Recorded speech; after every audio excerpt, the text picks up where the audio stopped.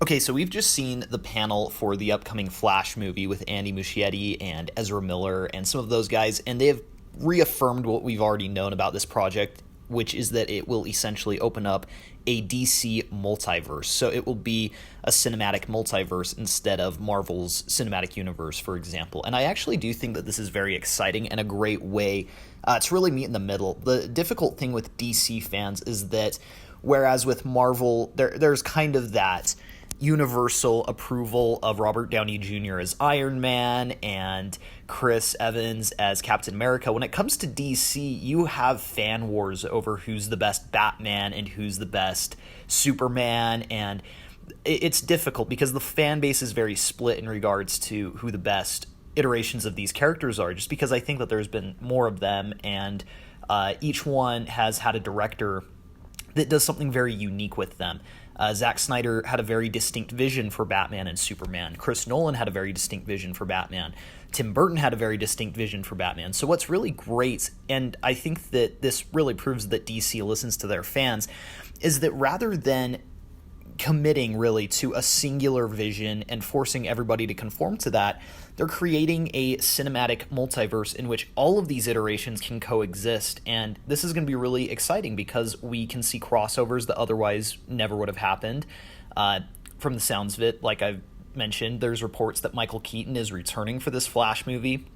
So we'll get to see Ben Affleck and Michael Keaton both playing Batman in a movie, and we'll get to see interactions between them. I mentioned in a tweet yesterday that it would be cool if we got a fight scene between the two Batmen, because they're arguably the most two lethal Batmen. Tim Burton and Zack Snyder both had their Batmans kill pretty consistently.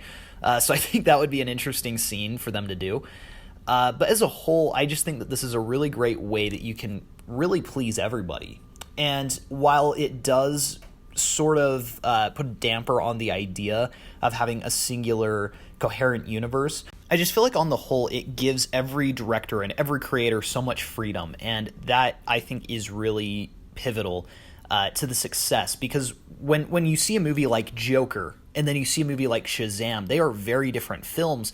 And I just think that it's really great that DC is finding a way for all of these characters to coexist. It'll be interesting to see what they do going forward, but this makes it possible for us to see a more traditional Batman like, Rob Pattinson that's coming out with the Matt Reeves film next year. But it also allows us to go back and see some of these more creative takes on the character, such as Michael Keaton's take and Ben Affleck's take. So I'm personally really excited. I think that there's a lot of potential both for the films, for HBO TV shows, and it's like I've been saying all day, it's just such a great day to be a DC fan. I honestly think that their roadmap going forward is really strong. So I'm very excited to see what else I get to cover today.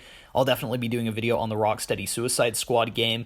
I might do another video talking about the upcoming Gotham Knights game. We'll see how it goes. But thanks you guys so much for watching. Please be sure to like and subscribe if you enjoyed the video, and we'll see you guys later.